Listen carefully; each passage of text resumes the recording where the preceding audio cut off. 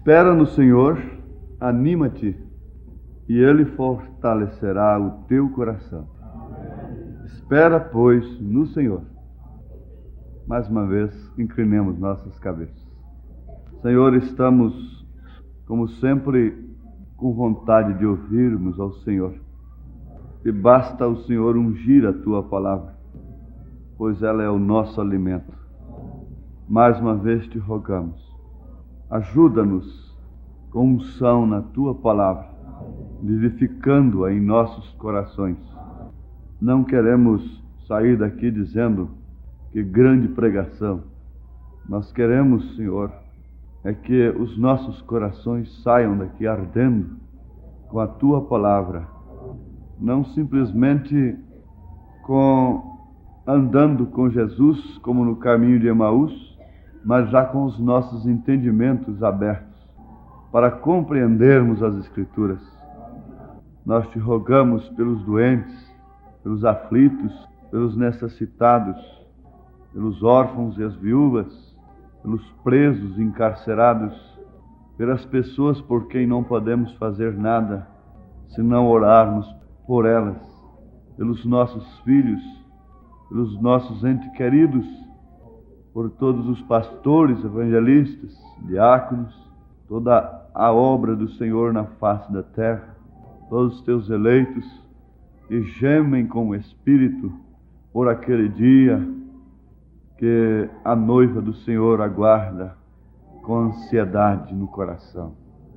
Venha, Senhor, consolar os corações, reforçar o ânimo de cada um nesta hora decisiva. Nenhum se desanime, ninguém se abata. Antes, porém, quando sua carne for mortificada, abatida, lembre-se, cada um que é em perfeita debilidade, que se manifesta a perfeita força. A minha graça te basta, mesmo com esse espinho na carne, a minha graça te basta, porque é na fraqueza que a minha força se aperfeiçoa, diz o Senhor. Ó Deus, que todos nesta noite, ou seja, ninguém aqui saia daqui com desejo de receber o Espírito Santo, que não tenha recebido, Senhor, pois isto é a emergência do momento, alegria da salvação, a segurança da vida eterna, com a disposição interna de sofrer o que vier, sem se escandalizar, sem cair, sem se prostrar, sem murmurar. Que esse Espírito seja selado em nossos corações, passa todas as nossas iniquidades. Venha com o teu esope nesta hora. Esqueça, Senhor, e apague o Joaquim de ontem, Senhor. E cada um de ontem, e que seja outro hoje, Senhor.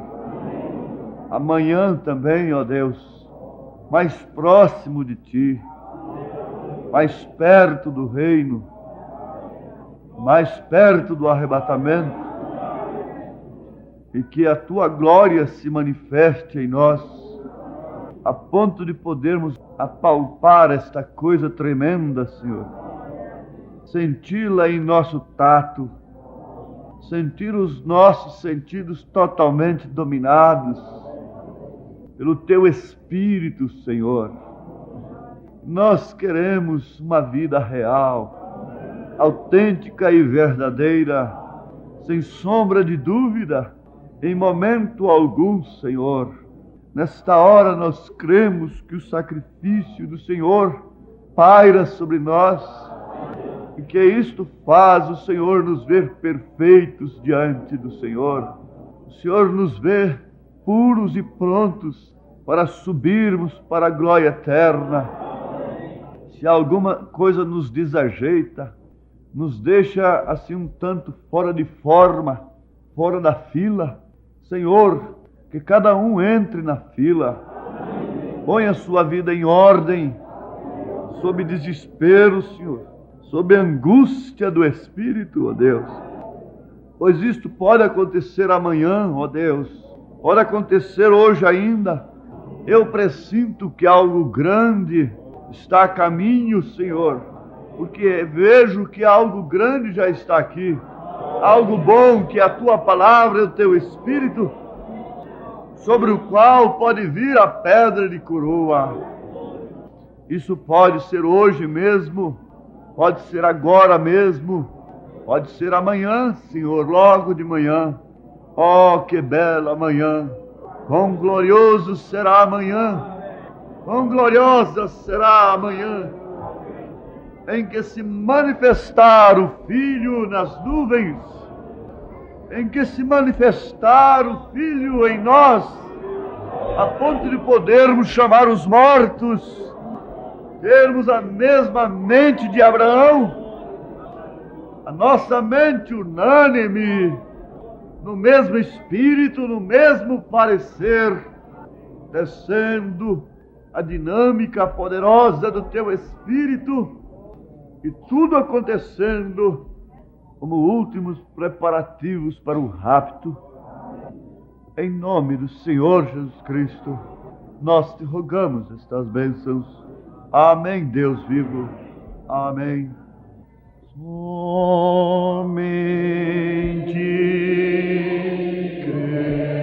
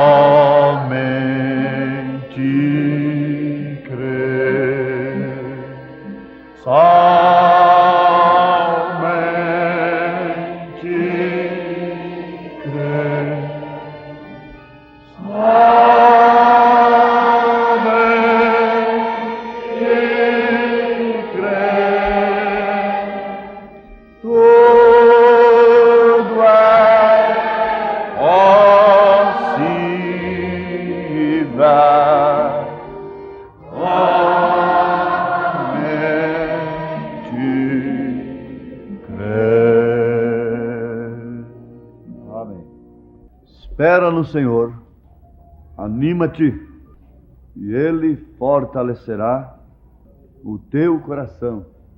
Espera, pois, no Senhor. Salmos 27, versículo 14. Eu creio que este é o espírito de profecia que estava em Davi, porque você sabe que o espírito de profecia, o Espírito do Senhor, falou através dele e pintou todo o quadro da cruz. O Salmo 22, por exemplo, de forma tal que, naquele instante em que Davi estava falando, aqueles homens, os sacerdotes, os religiosos, naturais de então, e mesmo as pessoas comuns, os leigos, o tratariam de louco. Diriam que ele estava louco. Veja, quem está maniando os beixes para ele? Pois ele falava na primeira pessoa. Quem está desprezando desta forma? Mas ele estava falando do que aconteceria mais tarde. E os sacerdotes decorariam tais salmos, conheceriam e poderiam dizer para o povo que aqueles salmos eram profecia acerca do Messias. Eles sabiam interpretar as Escrituras até ali. Só que quando o Messias apareceu, eles não souberam que aquela Escritura havia se cumprido, estava se cumprindo naquele instante. De forma que a mensagem na mente pode ser alguma coisa, como, pois se trata de uma porta pela qual ela entra para descer ao coração. Mas se não desce, não opera o essencial, que é a revelação, a vivificação do Espírito Santo, a palavra. Então aqui, eu creio que o mesmo espírito de profecia veio sobre o homem segundo o coração de Deus.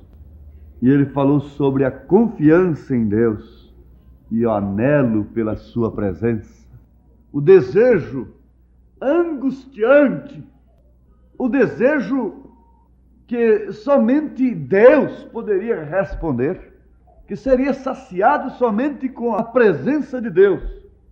Então ele dizia na primeira pessoa, muitas vezes, e Deus falava através dele, o Senhor falando através dele. Espera no Senhor, anima-te, e Ele fortalecerá o teu coração. Espera, pois, no Senhor. Agora, na experiência, na prática, Davi tinha. Ele podia falar o que era a experiência da presença do Senhor, o que era a presença de Deus nos seus passos, embora mais difíceis possíveis. E ele podia falar também o que era a falta de Deus, o que significava a ausência de Deus. Como filho, nós sabemos o que significa a presença da mãe, do pai, e quando eles faltam, nós sabemos o que significa a sua falta, a falta de uma esposa, que muitas vezes, enquanto está viva, o esposo não sabe dar o devido valor. Somente quando ela falta, somente quando ele falta, por mais valor que nós damos uns aos outros, ao esposo, à esposa, só quando um falta é que nós vamos saber quanta falta faz um marido. Como órfão que fui, sei quanta falta faz um pai num lar, um homem na casa. E eu sei o que é uma casa sem marido. Eu sei o que é ser filho sem pai. Eu tenho provado, eu provei na minha infância, na minha adolescência, o que é toda a bagunça feita na escola cair nas costas do filho da viúva. Eu sei o que é ser bode expiatório e todo mundo levantar o dedo, todo mundo querer dar um palpite. Provei isto com experiência própria. Eu sei o que é a falta de um pai. Vocês precisam orar pelos seus pais, meninos, mocinhas. Ah, mocinha, há tantas mocinhas de 15 para 16 anos que se tornam uma cruz tão pesada para suas mães que elas não sabem o quanto elas matam suas mães, diminuem os dias de vida de suas mães. Se elas faltarem, vocês saberão quanto custa uma mãe, vocês saberão quanto custa um pai. Davi tinha experiência da presença de Deus e da falta de Deus.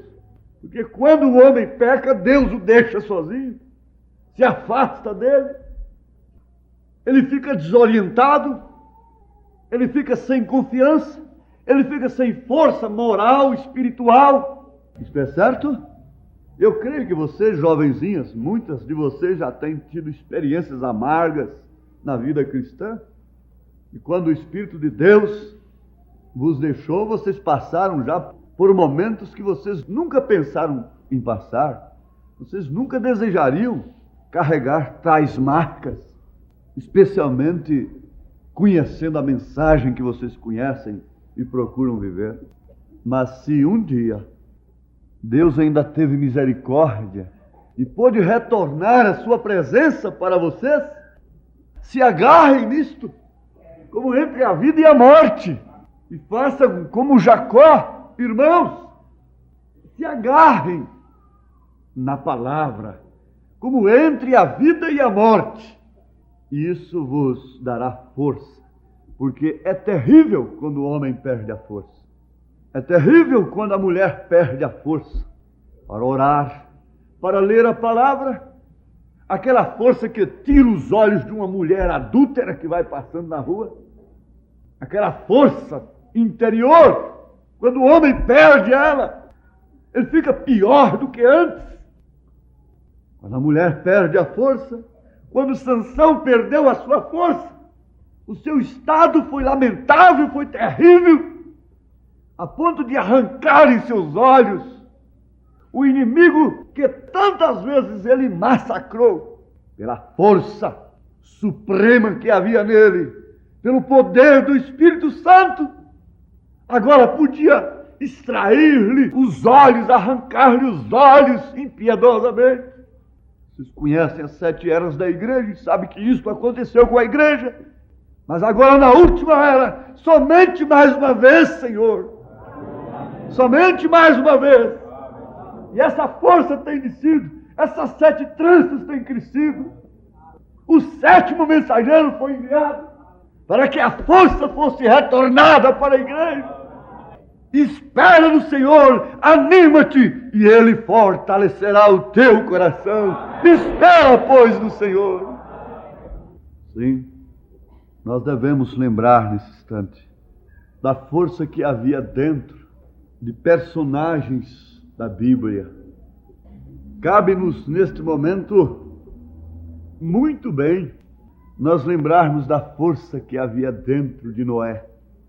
Havia uma força sobre juízo, porque nada pode deter, reter o juízo de Deus. Absolutamente nada. Agora, Noé tinha força que podia preservá-lo do juízo. Essa força partia de Deus. E ele teve uma mensagem resgatadora, salvadora, pela qual ele empregou toda a sua vida. Ele dedicou toda a sua vida, tudo que ele era, toda a sua família, todos os seus filhos, toda a sua casa, foi dedicada àquela salvação do momento. E Deus lhe falava, Deus lhe orientava. Ele sabia o que fazer logo que amanhecia o dia. Irmãos, falo com experiência própria. Não há uma angústia maior para um pai de família, para uma pessoa, do que amanhecer o dia sem saber o que deve fazer. Vocês, pais, que pesam, têm a responsabilidade de alimentar filhos, um lar, sabem disto. Tem experimentado isso. O lavrador, quando amanhece o dia, ele sabe o que fazer.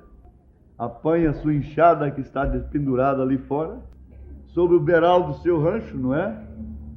E ele conhece o trieiro cheio de orvalhos, a vereda, como diz os gaúchos, a vereda da roça. Ele chega ali, com as barras de sua calça, não é? Toda molhada, ele sabe o que fazer. Apanha a enxada, põe nos ombros e segue a sua trilha. O carpinteiro apanha a sua enxó, o seu serrote, e sabe o que fazer. E assim por diante, cada um amanhece o dia, sabe o que fazer. E Noé, quando amanhecia o dia, sabia o que fazer, porquanto ele estava orientado por Deus, e a sua vida estava empregada totalmente na sua salvação, porquanto ela teria que ser uma força sobre o juízo que vinha sobre a terra. Você deve saber que há uma força em você, que está sobre o juízo, uma força de se vestir decentemente, está sobre o juízo que tem caído sobre a terra, de viver como cristão, de se portar como cristão. Agora, Noé precisou desta força para sobrepujar o juízo que pesava sobre a terra, construindo sob a orientação de Deus, fazendo soar o barulho do seu martelo e de todas as suas ferramentas todos os dias. E ali estava então sendo empregado o seu suor, a sua vida. Ele vivia para aquilo, ele vivia daquilo. Os homens não sabem, irmãos, por que empregam tanto tempo nos estudos das coisas. Eles não sabem por que empregam todas as suas vidas nos trabalhos exaustivos que sugam a vida a cada dia. Mas o cristão sabe, o Filho de Deus que está sob a orientação de Deus, sabe que cada gota de suor, que cada passo que dá, que cada esforço que faz, cada força que emprega, contribui com a sua salvação, faz progredir a sua fé, faz progredir a sua confiança, faz aumentar a sua confiança em Deus, naquele que o fortalece. Isto é certo? Amém. Vamos assim.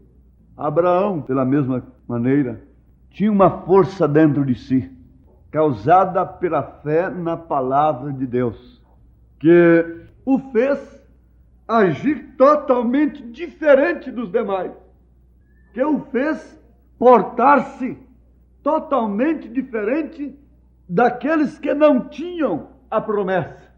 Você vê que a pessoa que tem a promessa, automaticamente, sumariamente, ela se porta, vive diferente daqueles que não têm a promessa. Elas não procuram ser diferentes, elas são diferentes. As ovelhas não procuram ser diferentes dos bodes, dos cabritos, das cabras.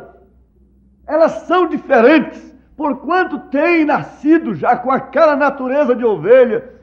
Nos faz lembrar quando o irmão Brana, lá na Palestina, lá no Cairo, lá no Egito, passava na rua, e atravessar uma rua, coisa assim, e ele viu aquele rebanho de ovelhas seguindo o pastor.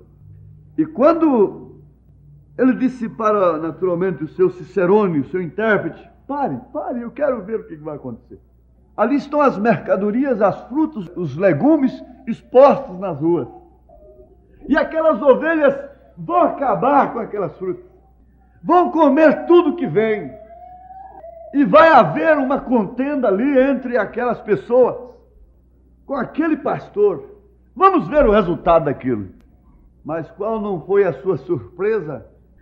É que as ovelhas, cabisbaixas, nem olharam para aquelas coisas, para aquelas frutas tão cheirosas, tão lindas, para aqueles legumes tão gostosos para um animal comer. O pastor nem olhou para trás para ver se tinha alguma dando prejuízo para um comerciante daquele. E naturalmente nenhum comerciante daquele se preocupou, porque ele já sabia que ovelha não mexe nas suas coisas. Ele já sabia perfeitamente como é que um rebanho passa entre tais comidas, entre tais legumes, entre tais frutas. Saíam do caminho para apanhar uma florzinha e dali se perdiam no deserto. E morriam, desapareciam. Mas notemos que as ovelhas, cabisbaixas, seguiam o pastor sem olhar nem para um lado, nem para o outro. Será que elas não tinham fome?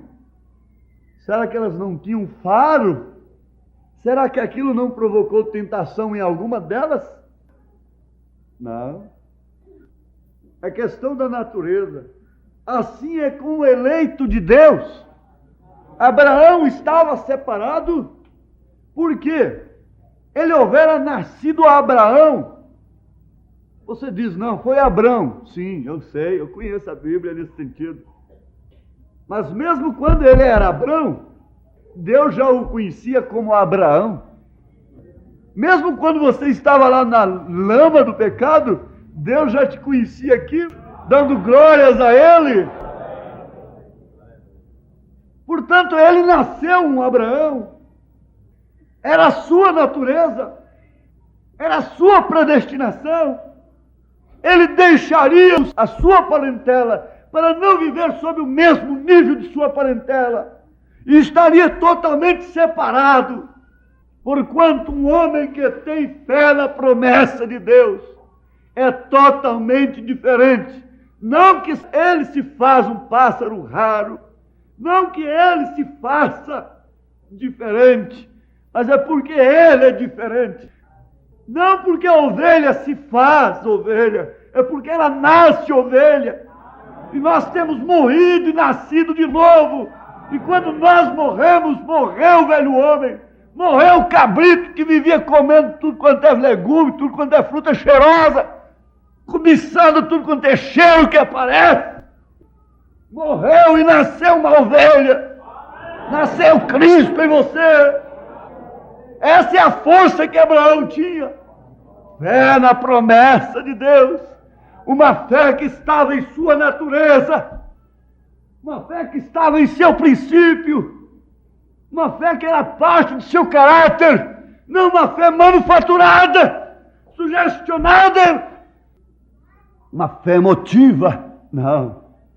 Haja visto que ele enfrentou a promessa, a seca da promessa, o período da promessa até que ela fosse materializada, dando glórias a Deus. 25 anos, dando glórias a Deus. Abraão foi assim. José, lá no Egito, teve uma força dentro de si. E que força foi esta? Foi outra diferente? Não, foi a mesma. Para rejeitar a mulher de Potifar, que se oferecia insistentemente e que faria dele um adúltero e que o derrubaria. E ele não seria definitivamente o homem que Deus usaria para aquela libertação de seu povo, como usou José. Mas acontece que José, houvera nascido José, ele era também um filho da promessa. Às vezes ele podia nem entender o que se passava com ele. Ele podia dizer: eu sou uma pessoa marcada. Os meus próprios irmãos me aborreceram. Eu não pude nem viver com minha família, com meu pai, com minha mãe, a quem eu tanto amava. Nem sei notícia deles. Meus irmãos me aborreceram sem causa. E logo aqui eu honro ao meu Deus, ao Deus de meu pai.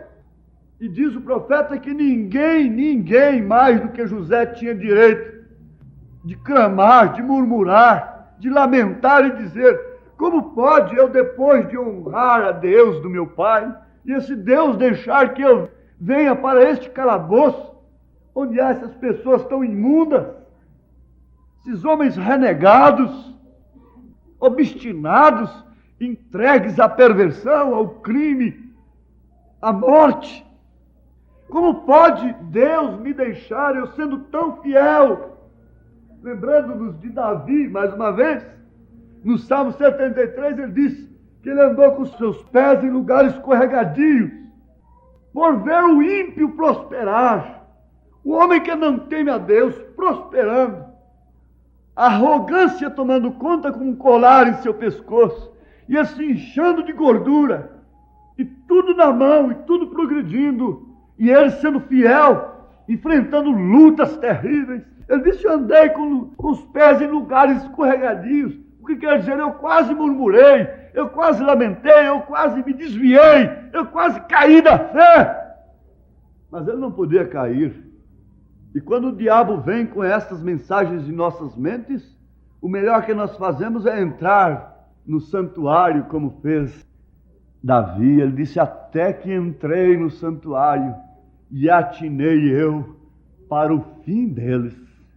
Os seus rins davam picadas, seu coração doía, recebia punhaladas, e ele pôde louvar a Deus, e ele pôde enxergar, como o profeta de Deus enxerga, o fim dos ímpios que prosperam sem Deus, e por outro lado a recompensa daqueles que têm a força divina para darem o último suspiro aqui na terra, sem venderem sua primogenitura, sem negarem sua fé.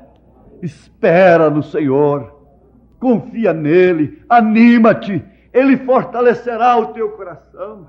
Todos os baques da vida vão enfraquecendo o coração da pessoa.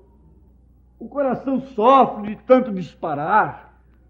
A expectativa, as incompreensões, as coisas que nós pensávamos que deveriam sair de um modo e saem de outro, atacam diretamente o nosso coração, atacam diretamente os nossos nervos, e muitas vezes nós nos pomos nervosos. Mas há um lenitivo, há uma tamareira, sob a qual nós podemos ouvir a voz do Senhor. Amém? E lá na cadeia, lá no calabouço, José, manteve-se José, foi José, porque ele seria José no palácio, ele subiria, você subirá, mantenha-se fiel, anima-te, espera no Senhor, Ele fortalecerá o teu coração. Elias, que estás fazendo aqui, Elias? Elias, Elias, o que estás fazendo aqui? Por que estás dentro desta caverna? Por que estás tão abatido? Você que ontem estava tão varonil, tão disposto, tão forte contra Jezabel, agora está aqui, acabado. O que estás fazendo aqui, Elias? Ó Senhor, mataram os teus profetas, derrubaram os teus altares, e só resta a mim. Senhor, agora o que me falta é morrer também. Faça com que eu morra, Senhor. O que me vale mais a vida? O que me vale mais sair em um outro dia? O que me vale mais sair nesta cidade? O que me vale mais palmilhar essas ruas? Nada me agrada nessas vitrinas, Senhor. Eu não tenho prazer nestas coisas mais. Elias, você não está sozinho. Começa por aqui, porque ainda há 7.000 que não se dobraram diante de Baal. Ainda há 7.000 que não se prostraram. Ainda há pessoas que, como você, esperam em mim, Elias, e dependem de mim, Elias. Pedro disse: irmão, quando você estiver sofrendo aflições, quando parecer que você está sozinho, que ninguém lhe entende, ele disse: lembrai-vos que pelo mundo todo há irmãos também enfrentando lutas, sofrendo.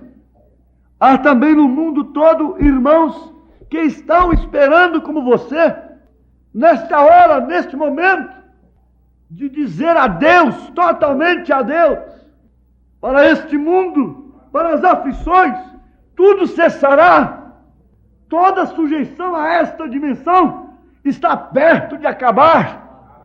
Toda sujeição, todo limite que nós enfrentamos, que nós temos de suportar, respeitar nesta dimensão, está perto de ser vencido, como aqueles atletas que vão correndo, e logo ali está a faixa de chegada, a fita de chegada.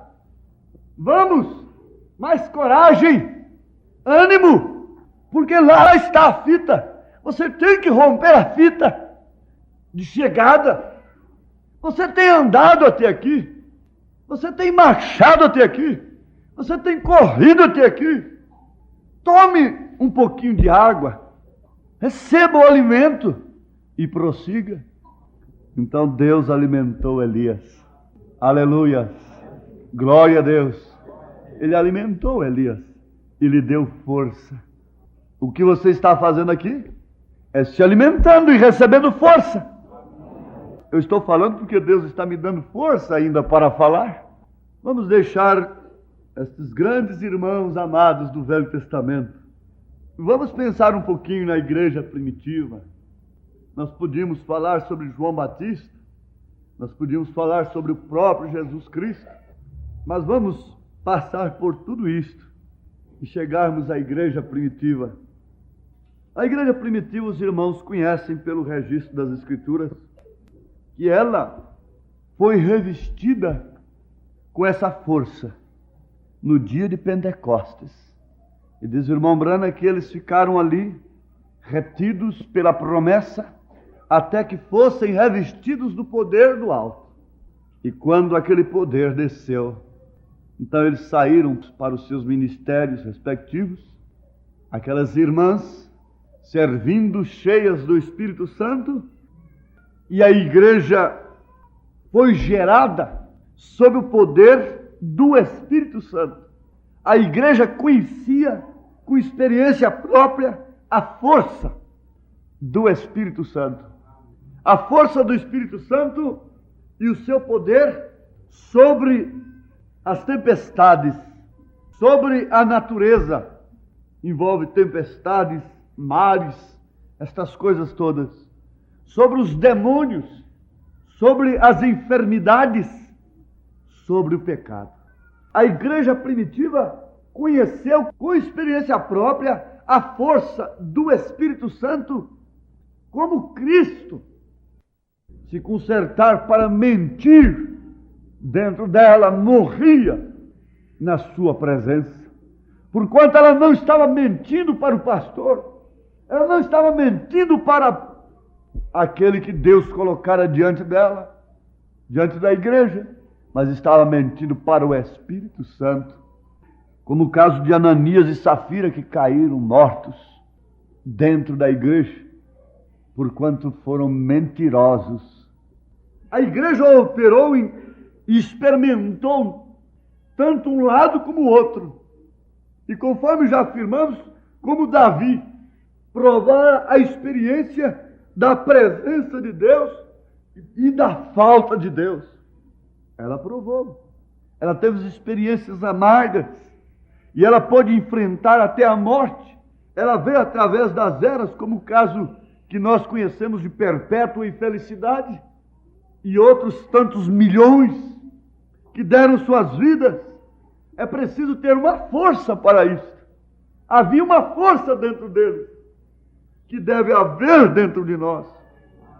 Uma força tremenda operou no coração de uma mãe lá no México. Quando o irmão Branham, o profeta, estava pregando numa grande reunião com milhares de pessoas, mas ela tinha o seu filho morto em seus braços, e haviam como que 300 homens para manter a ordem. E quando aquela mulher veio de lá em desespero, rompendo com a multidão, sobre gritos e desespero, eu estava meditando: meu Deus, quem foi que deu a força para aquela pobre mulher enfrentar tantos homens? Mas é a mesma coisa de perguntar: quem foi que deu a força para Davi? A mesma coisa, irmãos, é que eu estava perguntando.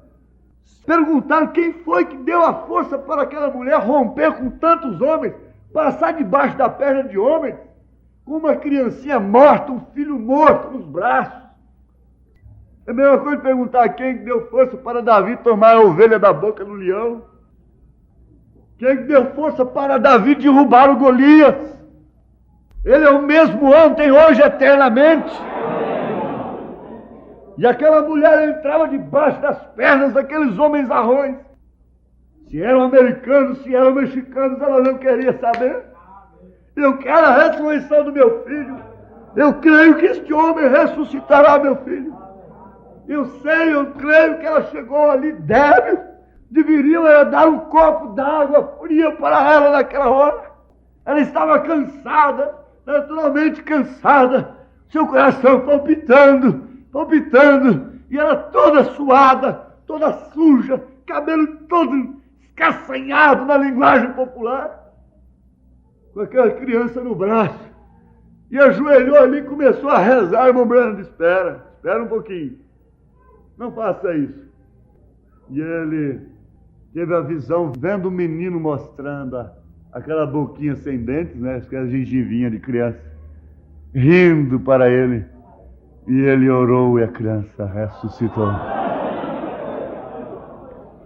Qual foi a força que levou aquele menino aos pés do profeta? Para a ressurreição? Qual a força que me trouxe com vida aqui? Foi minha mãe orando por mim, pelas madrugadas. E Deus preservou a minha vida muitas vezes, conforme eu já falei convosco. Quando um dia eu cheguei em casa, ela disse: alguma coisa aconteceu com você, porque eu senti e me pus a orar. De fato, uma faca esteve aqui, quase entrando no meu abdômen. Foi aquela força. Você conhece, você deve conhecer a sua força. É a perfeita força que se movem em perfeita debilidade. Mas eu sou fraca, sou tão débil, eu não tenho forças. Justamente quando a pessoa não tem recursos próprios, foi justamente quando Moisés houvera caído de todos os seus recursos, que Deus disse: agora é hora, Moisés. Agora com o porrete na mão você vai libertar meu povo.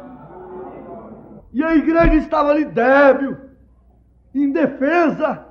Deus então veio e equipou aquela igreja. Quando a minha alma gemia, quando a minha alma clamava por algo que Deus mesmo me mostrava em relação ao ministério, irmão, na hora certa, Ele me equipou. Vocês têm de crer nisto, porque essa força tem que vir de Deus. Quando o irmão Branham esteve lá na casa daquela viúva, a irmã Muser, onde ele ia sempre, comia um sanduíche ali com ela.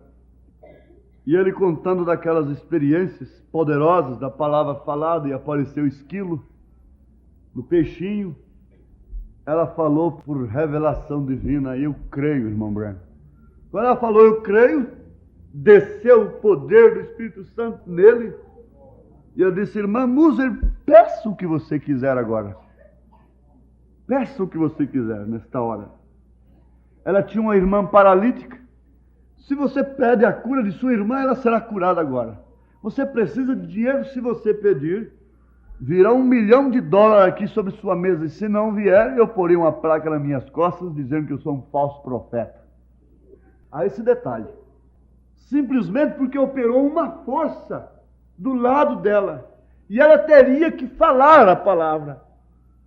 Já vem outra força agora novamente, ou seja, a mesma força ativada pelo mesmo Espírito, pelo mesmo Deus.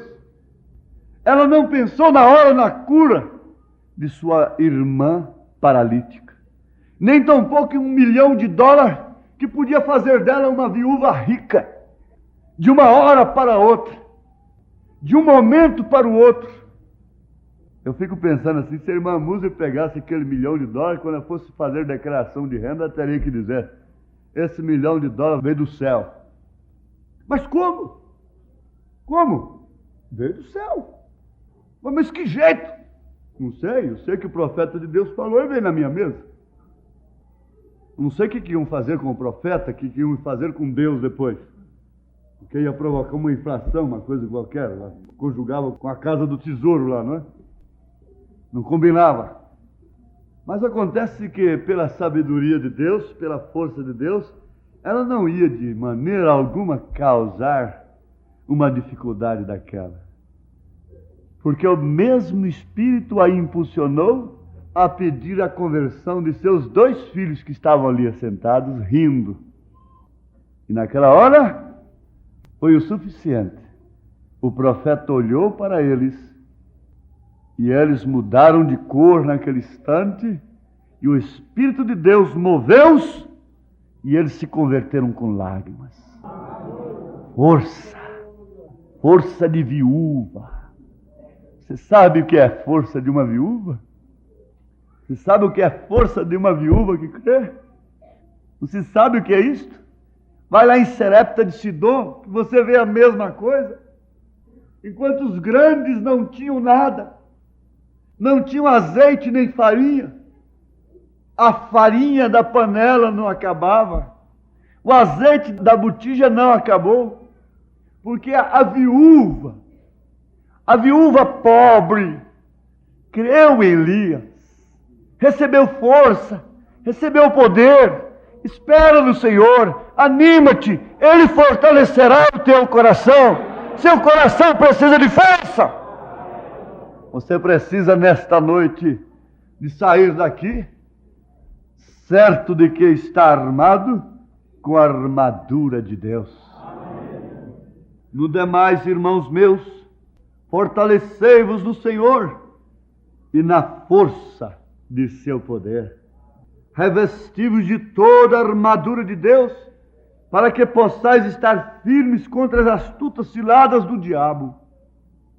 Porque não temos que lutar contra a carne e o sangue, mas sim contra os principados, contra as potestades, contra os príncipes das trevas deste século, contra as hostes espirituais da maldade nos lugares celestiais.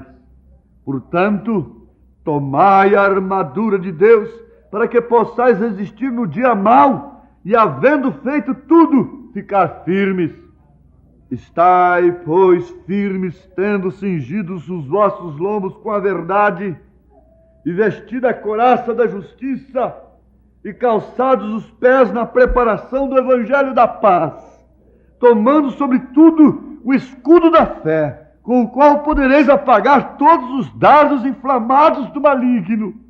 Tomai também o capacete da salvação e a espada do Espírito, que é a palavra de Deus, orando em todo tempo, com toda a oração e súplica no Espírito, e vigiando nisto com toda a perseverança e súplica por todos os santos. O que você viu aí? Um soldado armado, calçado com seus pés o evangelho da preparação, a preparação do evangelho. Sim, a preparação do evangelho da paz. Uma couraça divina, com os lombos cingidos com a verdade. Nenhuma mentira oculta sobre os seus ombros. Nenhuma.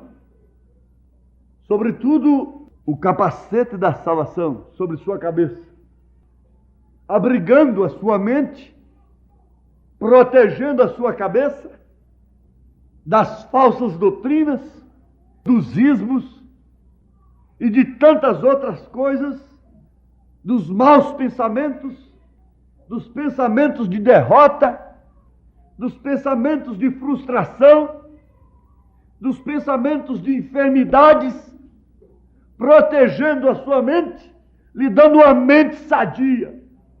Sobretudo também um escudo da fé. O soldado tinha um escudo, e quando o inimigo mandava um dardo, ele rebatia com aquele escudo. Aquele escudo naturalmente era de aço, de bronze, uma coisa forte, resistente. E os dardos batiam ali, não podiam ferir aquele soldado. Caiu por terra. Cada soldado que tinha o escudo, quando o inimigo mandava o seu dardo, ele logo, na verdade, ele via aquele dardo vindo. É perigoso, na verdade, mas logo ele via aquele dardo no chão e podia pisar nele e quebrá-lo. E ainda levantar os seus pedaços e mostrar: está aqui, inimigo, eu tenho um escudo que me defende. Aleluia!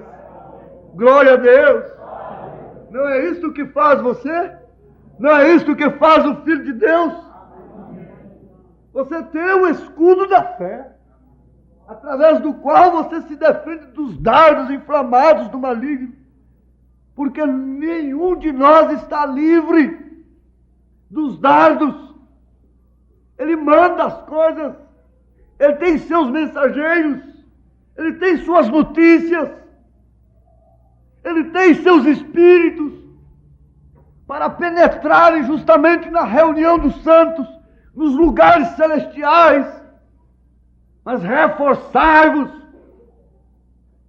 fortalecei-vos no Senhor e na força do seu poder. Agora, e a espada?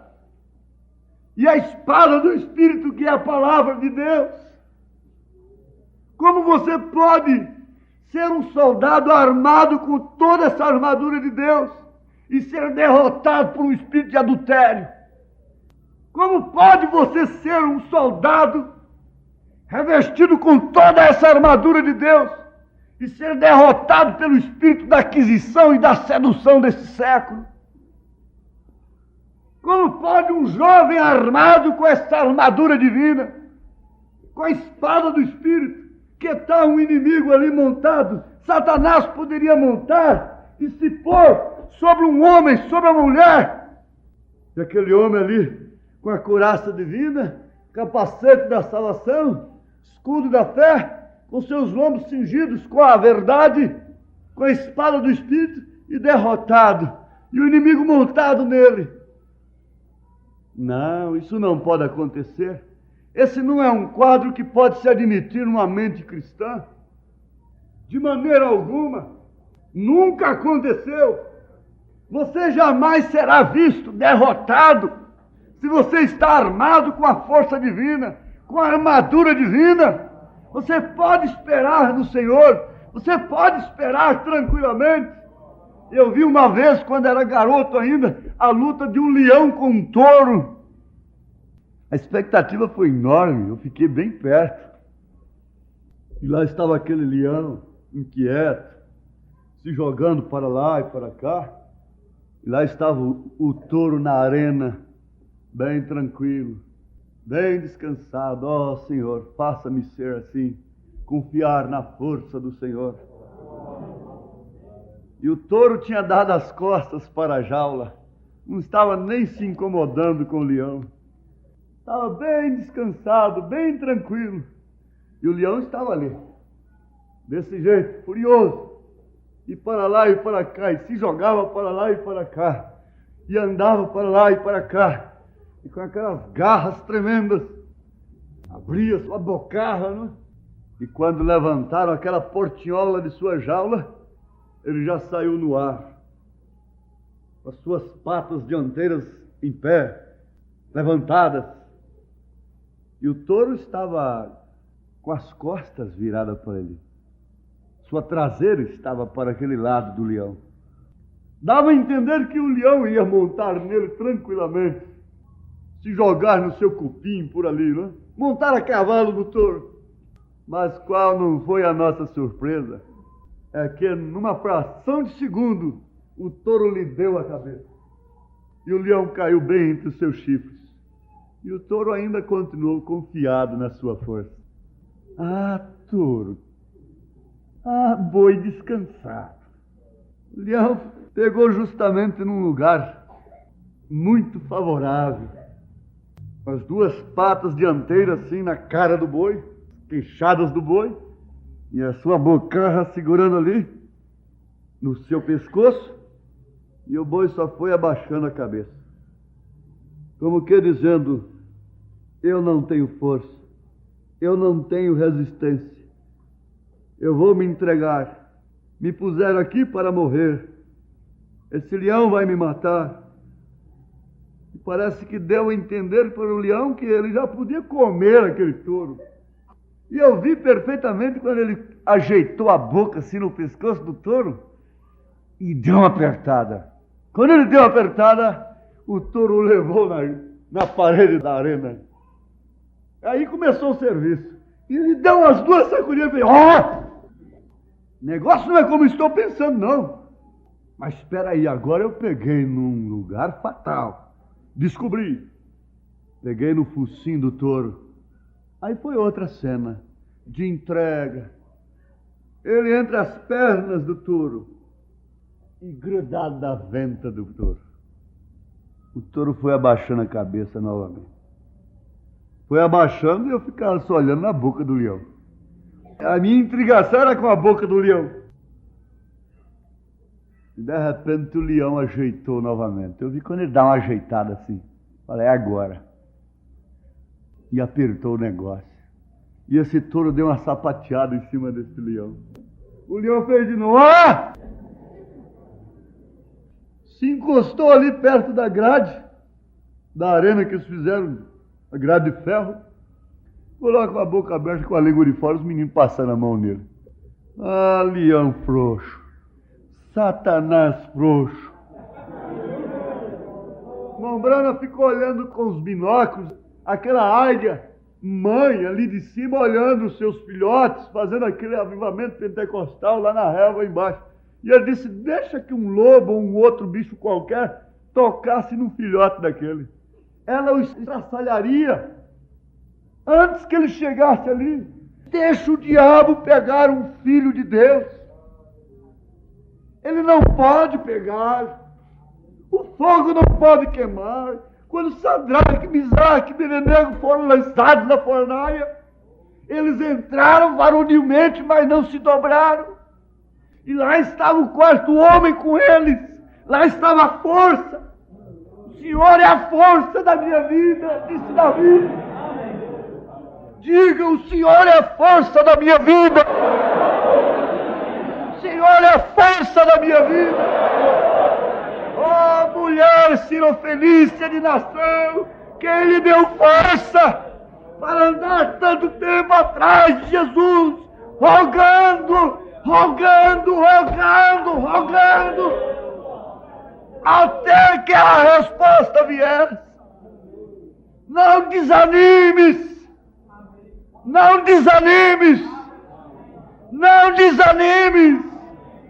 Ânimo, Ele fortalecerá o teu coração.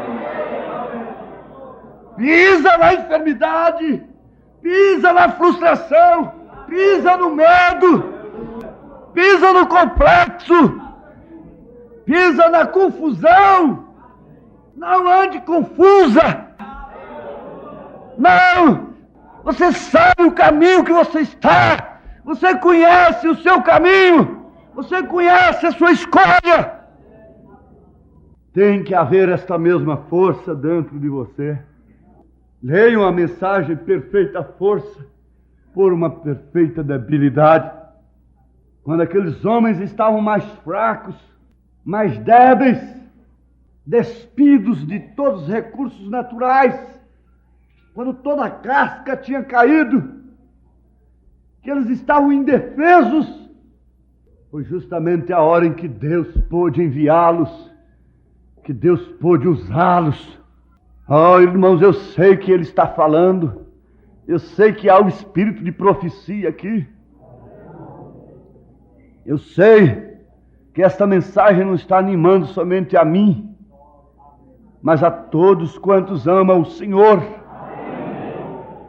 Quando os discípulos estavam sem força, com medo, fechados em um quarto, o melhor que eles podiam fazer é isso mesmo. Se tem dúvida, não se exponha. Se não tem confiança, então não se exponha também. Se não sabe nadar, não pule na água. O melhor que eles podiam fazer era se fechar. E eles estavam certos. Se fecharam e começaram ali. Eu não sei como eles enxergavam a mão e andavam para lá e para cá. Irmãos, o entendimento deles ainda não havia sido aberto. Deixa eu explicar isso melhor. Quando Jesus Cristo se manifestou a eles, São Lucas 24, versículo 36 em diante, e falando eles estas coisas, o mesmo Jesus se apresentou no meio deles e disse-lhes: paz seja convosco. E eles, espantados e atemorizados, pensavam que viam algum espírito. Os discípulos criam nisto. E ele lhes disse: por que estáis perturbados? Por que estáis perturbados? Por que estáis perturbadas? E por que sobem tais pensamentos em vossos corações? Veja que a reunião deles era uma reunião de pessoas perturbadas. Subiam vários pensamentos em seus corações. Se subiam porque vinham de baixo, não vinham de cima. Então, por que estáis perturbados? Uma reunião de pessoas perturbadas, um grupo de perturbados. O que pode acontecer se Jesus não aparecer no meio deles? Uma casa de perturbados, um coração perturbado, sem confiança, que não sabe esperar nas promessas. Porque estáis perturbados, e porque sobe tais pensamentos aos vossos corações, pensamentos que vinham de baixo. Vede as minhas mãos e os meus pés, que sou eu mesmo, as mãos cravadas, aos sinais dos cravos novamente. Apalpai-me e vede, pois o espírito não tem carne, nem ossos, como vedes que eu tenho. E dizendo isto, mostrou-lhes as mãos e os pés, e eles viram os sinais dos cravos. Aleluia! E não crendo eles ainda por causa da alegria, e estando maravilhados, disse-lhes: agora ficaram alegres. Agora ele apareceu, então ficaram alegres. Acabou a perturbação. Agora acabou os pensamentos que vinham de baixo. E dizendo isto, mostrou-lhe as mãos e os pés. E não crendo eles ainda por causa da alegria, foram tomados de uma alegria, de uma emoção, de uma sensação. E estando maravilhados, disse-lhes ele: tendes aqui alguma coisa que comer? Então eles apresentaram-lhe parte de um peixe assado e um favo de mel. O que ele tomou e comeu. Jesus, depois de ressuscitado, tomou peixe assado com mel, por isso era forte. Comia peixe assado com mel. Acabou que podia passar a noite toda orando. Eles comiam peixe. Eu não sei como é que uma pessoa não pode comer peixe. A comida principal de Jesus. Já me disseram que as pessoas que nascem, que vivem no litoral, vocês são mais inteligentes. Lá do fósforo, eles comem muito peixe. Fosfato, fósforo. Tem gente que não gosta. Ele gosta de pescar, mas de comer não. Mas Jesus gostava de comer peixe. Gostoso e com mel ainda. Duas coisas boas e fortes. Tomou e comeu na vista deles. Olha que maneira que Jesus mastigava. E disse-lhes: são estas as palavras que vos disse, estando ainda convosco. Vocês se lembram? Que convinha que se cumprisse tudo que de mim estava escrito na lei de Moisés, e nos profetas e nos salmos. Então é ele, é o Messias mesmo. Está confirmado. Então abriu-lhes o entendimento para compreenderem as Escrituras que eles liam tanto. Abriu-lhes o entendimento para compreenderem as Escrituras. Ó Senhor, será que ainda estamos no quarto dos perturbados, vindo pensamentos de baixo, formando ismos? Ou o Senhor já tem se manifestado a nós? Ou o Senhor já tem se manifestado a você individualmente? E você se encontra confiado, descansado no Senhor, com o seu coração fortalecido, comendo peixe e mel. Mel dá caloria, dá calor espiritual. Peixe é revelação. Há calor na sua alma para cantar, para se vestir como santa, como santo, para esperar no Senhor, para pregar, para testificar com sua vida. Há calor, você tem comido peixe com mel. Calor da revelação, estímulo da revelação.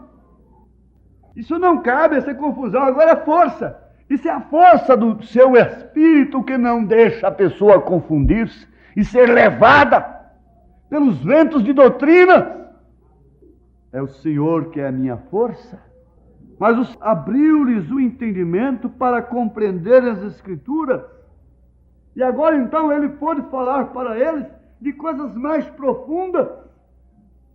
Agora ele pode fazer a promessa para eles, e que eles deveriam ficar em Jerusalém, até que eles fossem revestidos com o poder do alto.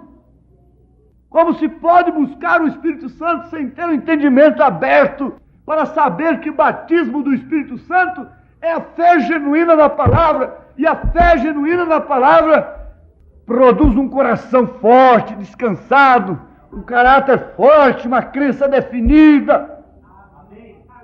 Amém? Amém. Glória a Deus. Amém. Fiquemos de pé, irmãos. Senhor, Tu tens me dado força para pregar este evangelho completo. Mais do que isso, Senhor, o Senhor tem nos dado força para virmos até aqui. E sabemos que esta força, esse poder nos levará até lá.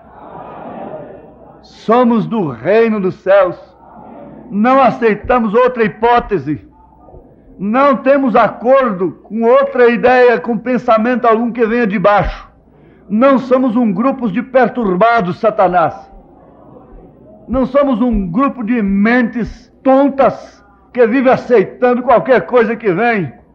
Somos a esposa do Cordeiro. Satanás, não estamos derrotados, porque há em nós a força de Cristo. Está sobre nós o sangue do Cordeiro. Você não pode manter essa irmã enferma. Você não pode manter esse irmão doente, oprimido.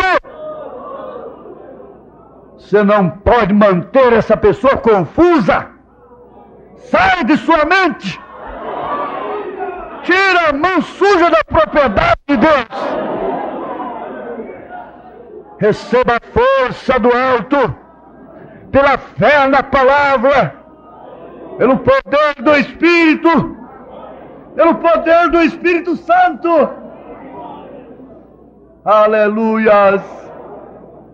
Cuidado, sim, cuidado com espíritos que cruzam as nossas cabeças, mas se elas estão revestidas com o capacete da salvação,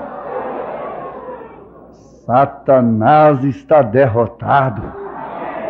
Ó igreja amada, creia na palavra de Deus somente.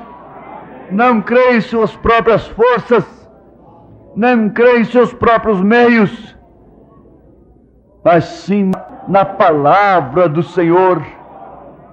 Aleluias. E agora, Senhor, batiza com o batismo de fé nesta palavra. Que a força do Senhor possa estar em cada coração, fortalecendo-o em nome de Jesus Cristo. Aqui temos essas peças de roupa, Senhor. Senhor, toma-as, leva-as com virtude, Senhor, para curar os doentes, expulsar os espíritos de enfermidades. Também o livro de oração está diante do Senhor. Os pedidos de oração estão diante do Senhor. E cada um, Senhor, possa andar como Abraão andou, na força da promessa, como Davi, como José, como Noé, como Moisés, como Elias, como Israel, Jacó, como a igreja primitiva, como os heróis da fé, das 7 eras da igreja, como Elias agora nos últimos dias, em nome de Jesus Cristo. Amém, Senhor. Amém. Aleluias. Glórias ao Senhor. Glórias a Jesus. Aleluia. Glória a Deus. Está arrependido? Está arrependida? Discerniu algum espírito mau, algum espírito errado sobre você? Mande-o embora. No nome de Jesus Cristo, despeça-o, expondo o sinal. Está arrependido de seus pecados? Crê que Jesus Cristo te perdoa, te salva, te redime? Manifeste o seu arrependimento. Manifeste a Ele, levantando a sua mão para o céu, dizendo: tenha misericórdia de mim, Senhor. Dá-me esta força. Eu me encontro arrependido, arrependida, sim. Aleluia. Agora dá-me do teu Espírito, Senhor. Ora, você que tem se arrependido, dá-me do teu Espírito, para que eu possa ter força, para não olhar mais para trás. Em nome de Jesus Cristo, receba a sua bênção. Seja confiado. Descanse na força do seu poder. Em nome de Jesus Cristo. Amém. Amém. Aleluia. Você é um pregador do Evangelho também, e você está aqui por uma boa causa. Você não está doente. Você está em necessidade e você quer um avivamento pentecostal para começar em sua igreja. Todos nós queremos isso. Vamos todos ficar de pé por um avivamento pentecostal. Deus Todo-Poderoso, que criou os céus e a terra,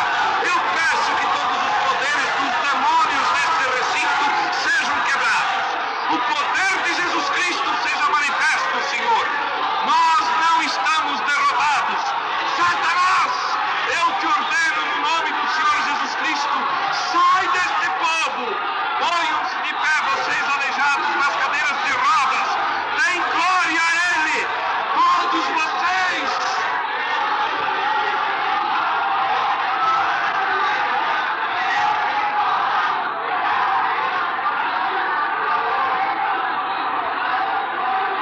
Glorifiquemos o nosso Deus.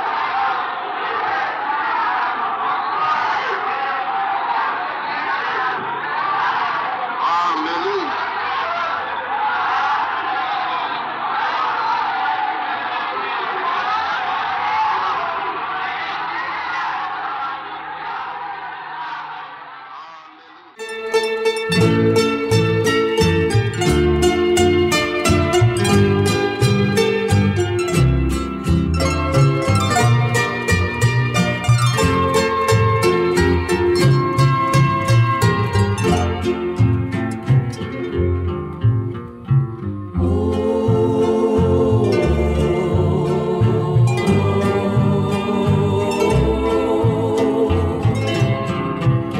Esperei com paciência no Senhor,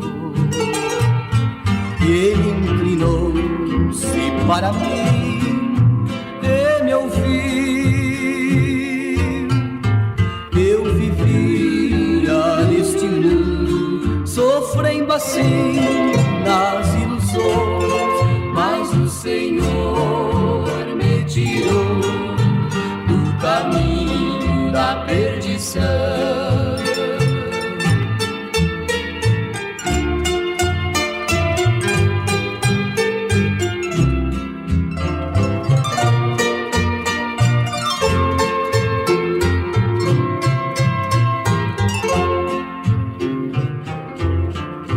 Para mim, na minha vida, um sol raiou. Ao meu Senhor, um hino novo entoarei. Só Tu és digno de todo louvor, do Teu amor eu falarei. E este nome será sempre lembrado e nunca mais esquecerei.